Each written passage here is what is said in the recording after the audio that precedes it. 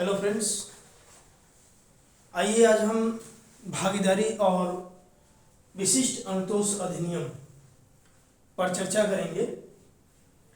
भारतीय भागीदारी अधिनियम 1932 एवं विशिष्ट अनुतोष अधिनियम 1963, इन दोनों विषयों का एग्जाम कल सुबह 10 बजे से है।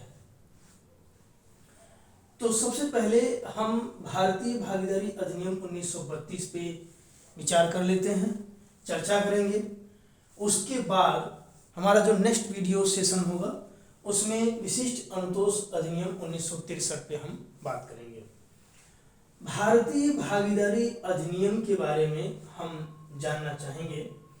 भारतीय भागीदारी अधिनियम 1932 संविदा अधिनियम 1872 का ही एक हिस्सा था, जो कि सन 1932 में संशोधन करके संविदा अधिनियम में संशोधन करके धारा 239 से 266 तक निकाल करके संविदा अधिनियम से निरसित करके एक नया अधिनियम बनाया गया, जिसका नाम है भारतीय भागीदारी अधिनियम 1932। भारतीय भागीदारी अधिनियम 1 अक्टूबर 1932 से लागू हुआ, सिवाय धारा 69 को छोड़ करके। धारा 69 1 अक्टूबर 1933 में लागू हुआ। धारा 69 जो है ये 1 अक्टूबर सन 1933 में लागू हुआ। तो ये एक संक्षिप्त परिचय रहा भारतीय भागीदारी अधिनियम 1932 का।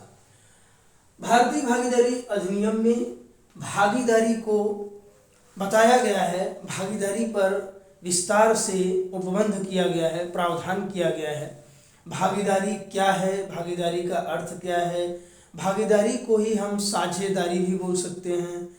तो साझेदारी कहिए या भागीदारी कहिए, भागीदारी के लिए भागीदारों का होना जरूरी है, साझेदारों का होना जरूरी है।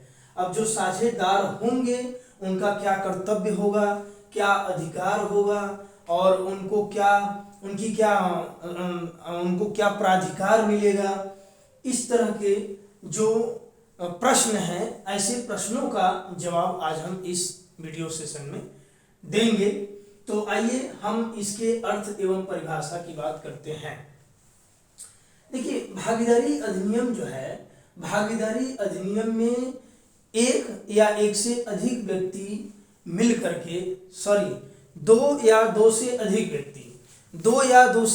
व्यक्ति मिल करके किसी कारोबार को करने का, किसी व्यवसाय को करने का, कारोबार को करने का करार करते हैं और साथ ही साथ उस कारोबार से होने वाले लाभांश को अनुपात में प्राप्त करते हैं, तो उसे भागीदारी कहा जाता है। और जिस कारोबार के लिए वो मिल करके एक कह सकते हैं कि संस्था का निर्माण करते हैं, उस संस्था को फर्म कहा जाता है। भागीदारी में दो या दो से अधिक भागीदार होते हैं, व्यक्ति होते हैं या साझेदार होते हैं, जो मिल करके आपस में करार करते हैं, इन्वेस्टमेंट करते हैं और एक फर्म बनाते हैं, एक कारोबार शुरू करते हैं और उस कारोबार से होने वाले लाभ में अपना अपना अंश प्राप्त करते हैं। तो आइए, ये मैंने अर्थ को बताया कि भागीदार या साझेदार का मतलब क्या होता है। अब हम परिभाषा की बात करेंगे। तो परिभाषा जो है भारतीय भागीदारी अधिनियम 1932 के धारा 4 में दिया हुआ है। धारा 4 में यह बताया गया है कि परिभाषा, भागीदारी का परिभाषा क्या होगा। भागीदारी के परिभाषा में कह रहा है कि यह उन व्यक्तियों के बीच का संबंध है, यह उन व्यक्तियों के बीच का संबंध है जिन्होंने किसी ऐसे कारोबार के या कारोबार के लाभों में अंश पाने का करार कर लिया है। यह उन व्यक्तियों के बीच का संबंध है जिन्होंने किसी ऐसे कारोबार के लाभों में अंश पाने का करार कर लिया है जिसे वे चलाते हैं, या उन सब की ओर से कार्यशील उनमें से कोई एक चलाता है। अर्थात जब दो या दो से अधिक व्यक्ति आपस में करार करके कोई कारोबार करते हैं, उस कारोबार से होने वाले लाभ के अंश में लाभांश को प्राप्त करते हैं तथा उस कारोबार को चलाने के लिए कोई एक या उनमें से कोई या सभी के द्वारा उस कारोबार को चलाया जाता है, यह धारा 4 के अंतर्गत परिभाषा के रूप में बताया गया है, परिभाषा दिया गया है। उसके बाद हम भागीदारी के आवश्यक तत्व की बात करेंगे। भागीदारी के या साझेदारी के आवश्यक तत्व में जब हम बात करते हैं तो इसके आवश्यक तत्व है, पहला है करार और दूसरा है कारोबार, तीसरा है लाभांश प्राप्त करना और चौथा है पारस्परिक एजेंसी। पारस्परिक एजेंसी चौथा इसका आवश्यक तत्व है भागीदारी का। तो करार के बारे में हम बात करते हैं। करार क्या है? भागीदारी के लिए दो या दो से अधिक व्यक्तियों के बीच भागीदारी का होना चाहिए, भागीदारी का करार होना चाहिए, परंतु यह जरूरी नहीं है कि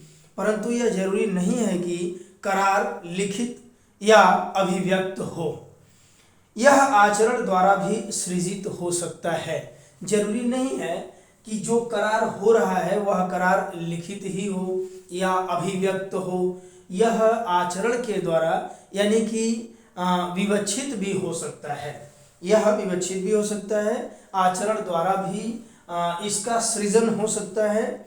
भागीदारी के लिए स्वैच्छिक प्रकृति का करार होना चाहिए। यदि करार स्वेच्छा से नहीं किया गया है तो यह भागीदारी का रूप धारण नहीं कर सकता है।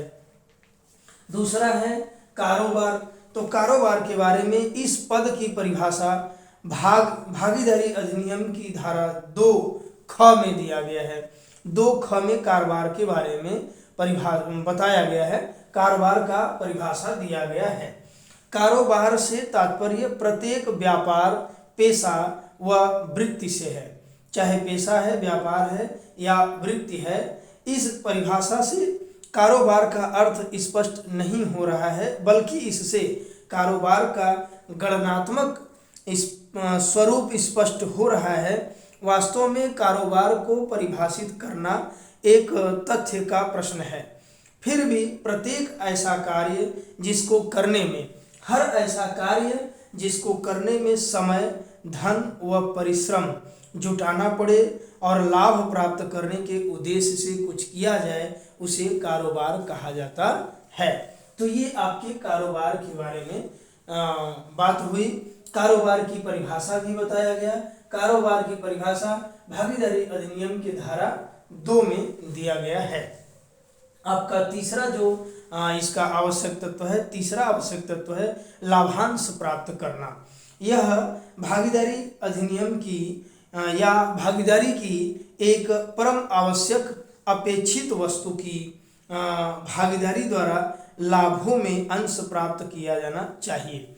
यह परम आवश्यक तत्व है कि जो हम कारोबार कर रहे हैं उस कारोबार से होने वाले लाभ के अंश को प्राप्त करना जरूरी होता है, प्राप्त करना चाहिए। परिभाषा इस बात का विचार नहीं कर रहा है, इस परिभाषा से यह विचार नहीं हो रहा है कि किस प्रकार और कब लाभों में अंश प्राप्त किया जाए, किस प्रकार से किया जाए और कब प्राप्त किया जाए, इस बात का जिक्र तो नहीं किया गया है। लेकिन ये जरूर बताया गया है कि कारोबार से होने वाले जो लाभ हैं उसके अंश को प्राप्त किया जाना चाहिए और भागीदार उसको किसी भी अनुपात में और किसी भी समय प्राप्त कर सकते हैं। जो भागीदार होंगे, साझेदार होंगे, वो अपने लाभ के अंश को किसी भी रीति से, किसी भी अनुपात में और किसी भी समय प्राप्त कर सकते हैं। अब आपका चौथा पॉइंट है एजेंसी। पारस्परिक एजेंसी को हम इसके बारे में चर्चा करेंगे, पारस्परिक एजेंसी के बारे में। तो पारस्परिक एजेंसी भागीदारों के अस्तित्व में लाने के लिए उपर्युक्त तत्वों के अतिरिक्त पारस्परिक एजेंसी का तत्व जरूरी है। जो ऊपर हमने 3 तत्व बताया है, इन तत्वों के साथ साथ पारस्परिक एजेंसी यानी कि चौथे तत्व का होना बहुत जरूरी है। इसमें कारोबार के साधारण प्रयोजन के लिए प्रत्येक भागीदार अन्य सहभागीदारों का एजेंट होता है। इसमें जितने भी भागीदार होते हैं, प्रत्येक भागीदार दूसरे भागीदार के लिए या अन्य भागीदारों के लिए एजेंट का काम करता है, यानी अभिकर्ता का काम करता है। यदि दो या दो से अधिक व्यक्ति करार करते हैं और वे कारोबार करेंगे तथा लाभों के अंश प्राप्त करेंगे तो प्रत्येक व्यक्ति मालिक होता है तथा प्रत्येक दूसरे का एजेंट भी होता है तथा अन्य व्यक्ति द्वारा कारोबार चलाने हेतु या चलाने के लिए की गई संविदाओं से उसी भांति बाध्य होता है जैसे एक मालिक किसी एजेंट के कार्य से होता है, जो पूर्ण लाभ अपने मालिक को देता है, जो पूर्ण लाभ अपने मालिक को देता है। तो ये आपके भागीदारी के जो आवश्यक तत्व हैं, इनके चारों आवश्यक तत्वों के बारे में हमने डिस्कस करी। अब इसकी प्रकृति के बारे में हम बात करते हैं कि भागीदारी जो है इसकी प्रकृति कैसी है। इसकी प्रकृति के बारे में बात करते हुए हम इस बात पर ध्यान देंगे कि जो भागीदारी है या जो साझेदारी है, इसका संबंध हैसियत से नहीं होता है। इसका संबंध हैसियत से नहीं होता है बल्कि संविदा से उत्पन्न होता है। अर्थात हम कह सकते हैं कि इसकी जो प्रकृति है वो संविदात्मक है, संविदा से उत्पन्न होने वाली है, न कि इसमें हैसियत की जरूरत होती है या हैसियत से उत्पन्न होता है। भागीदारी में किसी व्यक्ति की हैसियत बहुत महत्व नहीं रखता है, उसका व्यक्तिगत हैसियत बहुत महत्व नहीं रखता है, उसका कोई महत्व नहीं है। साझेदारी के लिए व्यक्तियों के बीच संविदा का होना बहुत जरूरी है, क्योंकि साझेदारी संविदा से ही उत्पन्न होता है या करार से उत्पन्न होता है। तो आगे हम बात करेंगे कि जो साझेदारी है उसमें कौन कौन से व्यक्ति साझेदार होंगे और कौन व्यक्ति साझेदार नहीं होता है। तो यह निर्धारित करना कि किसी कारोबार में व्यक्तियों का कोई दल या व्यक्ति भागीदार है या नहीं, एक सरल काम नहीं है। यह सरल काम नहीं है कि कारोबार में कौन व्यक्ति उसका भागीदार है और कौन व्यक्ति भागीदार नहीं है। अधिनियम की धारा 6 में यह प्रावधान किया गया है, यह उपबंध किया गया है कि यह अवधारण करने के लिए कि व्यक्तियों का कोई समूह फर्म है या नहीं है, या कोई व्यक्ति फर्म का भागीदार है या नहीं है, अर्थात जो कारोबार के करने के लिए एक फर्म बनाया गया है उस फर्म का भागीदार है कि नहीं है, पक्षकारों के बीच उस वास्तविक संबंध को ध्यान में रखा जाएगा जो सब सुसंगत तथ्यों को एक साथ लेने से दर्शित होता है। जितने भी सुसंगत तथ्य हैं, अगर उन तथ्यों को लिया जाएगा तो उन तथ्यों से यह दर्शित होगा कि कौन व्यक्ति साझेदार है और कौन व्यक्ति साझेदार नहीं है। इस प्रावधान के अनुसार भागीदारी के अस्तित्व की अवधारणा करने के लिए पक्षकारों के बीच वास्तविक संबंध को रखा जाना आवश्यक है। यदि धारा 4 में दी गई भागीदारी की परिभाषा के तत्व देखें तो पाते हैं कि भागीदारी के निम्नलिखित तत्व हैं। भागीदारी के निम्नलिखित तत्व यानी कि करार हो गया, कारोबार हो गया, लाभ में अंश प्राप्त करना हो गया और पारस्परिक एजेंसी हो गई। ये जो तत्व हैं, ये तत्व किसी भी भागीदारी को परिभाषित करने के लिए पर्याप्त हैं, किंतु धारा 6 के स्पष्टीकरण से यह पूरी तरह स्पष्ट हो जाता है कि लाभों में अंश प्राप्त करने का तत्व किसी भी भागीदारी की अवधारणा के लिए निश्चित नहीं है। अर्थात कुछ परिस्थितियां ऐसी भी होती हैं जब व्यक्ति लाभ का अंश तो प्राप्त करता है लेकिन वह भागीदार नहीं होता है। एक मामला है, एक वाद है, इस वाद का नाम है कॉक्स बनाम हिकमैन।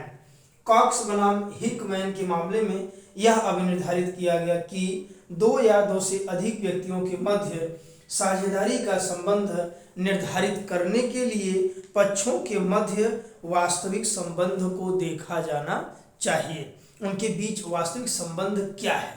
अगर उनके बीच वास्तविक संबंध भागीदारी का है तो वो भागीदार हैं, अन्यथा नहीं है। तो ऐसा व्यक्ति जो भागीदारी में या साझेदारी में साझेदार नहीं माना जाता है, उसके बारे में हम चर्चा करते हैं।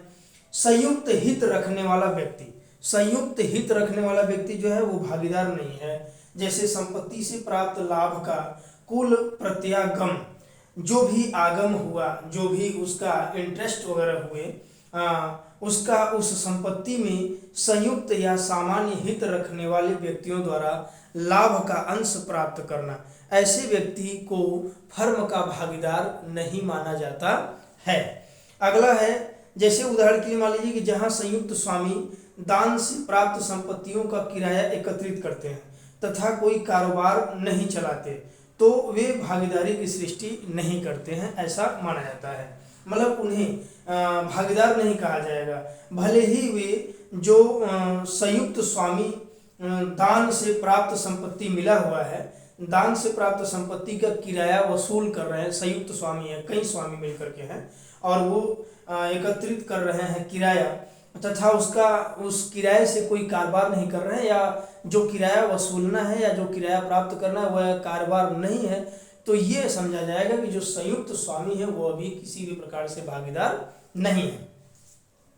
धन उधार देने वाला व्यक्ति कारोबार के लाभ में अंश प्राप्त कर सकता है। अगर कोई व्यक्ति कारोबार में कारोबार को चालू करने के लिए, कारोबार को चलाने के लिए धन उधार दिया है, धन ऋण दिया है और ऋण के बदले में कारोबार से कुछ अंश प्राप्त कर रहा है, तो इसका तात्पर्य यह नहीं है कि वह भी भागीदार समझा जाएगा।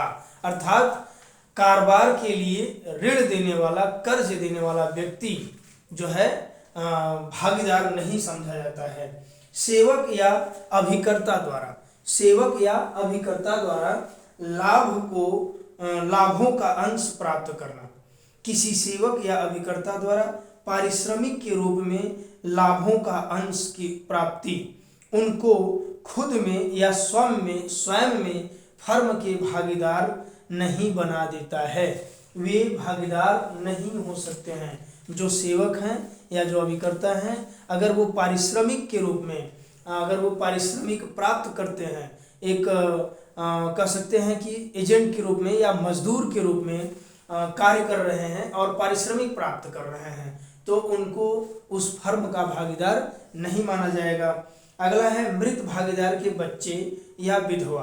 कोई भागीदार था जो कि अब नहीं रहा, वह मर चुका है, मृत भागीदार है, तो मृत भागीदार की विधवा या उसके बच्चों द्वारा वार्षिकी के रूप में लाभों में अंश की प्राप्ति उनको फर्म का भागीदार नहीं बनाता है। उनको एनुअली जो है लाभ में अंश दिया जाता है, एनुअली लाभों का अंश उन्हें दिया जाता है, तो भले ही वो अंश प्राप्त कर रहे हों, बट वो भागीदार नहीं माने जा सकते हैं। गुडविल का विक्रेता, कारोबार के किसी पूर्वतन स्वामी या भागीदार स्वामी द्वारा उस कारोबार के गुडविल या साख के विक्रय के फलस्वरूप लाभ के अंश की प्राप्ति उस व्यक्ति को फर्म का भागीदार नहीं बना सकता है। कोई व्यक्ति है जो फर्म है, उसके गुडविल को सेल कर रहा है, उसके गुडविल का विक्रय कर रहा है, गुडविल का विक्रेता है, तो जो गुडविल का विक्रेता है वह भी कुछ अंश को प्राप्त करता है। तो यहाँ पर इस बात का ध्यान देना जरूरी है कि यदि वह उसमें से कुछ अंश प्राप्त कर रहा है तो मात्र अंश प्राप्त कर लेने से वह उस फर्म का या कारोबार का भागीदार नहीं माना जाएगा। इन सभी बातों से यह स्पष्ट होता है कि किसी अभिव्यक्त करार के अभाव में इस बात की अवधारणा करने के लिए कि कोई व्यक्ति फर्म का भागीदार है या नहीं, न्यायालय द्वारा सभी परिस्थितियों को ध्यान में रखा जाएगा। लाभों के अंश के प्रसंग पर विचार करना ही पर्याप्त नहीं होता है। अगर मान लीजिए लाभ में अंश प्राप्त कर रहे हैं तो यह बहुत पर्याप्त नहीं हो जाता है इस बात को मानने के लिए कि वह व्यक्ति जो लाभ प्राप्त कर रहा है, जो लाभ में अंश पा रहा है, वह भागीदार होगा, बल्कि इस फर्म के होने वाले सभी अवयव, सभी तत्वों, सभी विषयों को न्यायालयों द्वारा ध्यान में रखा जाना चाहिए। तभी यह स्पष्ट हो सकता है कि कौन उस फर्म का भागीदार है और कौन उस फर्म का भागीदार नहीं है। तो दोस्तों, ये भागीदारी अधिनियम के कुछ महत्वपूर्ण बिंदुओं पर चर्चा हुआ और नेक्स्ट वीडियो में हम इसके आगे वाले टॉपिक्स पर वीडियो बनाएंगे। इस वीडियो को आप लोग देखिए, लाइक करिए, सब्सक्राइब करिए, शेयर करिए। Thank you.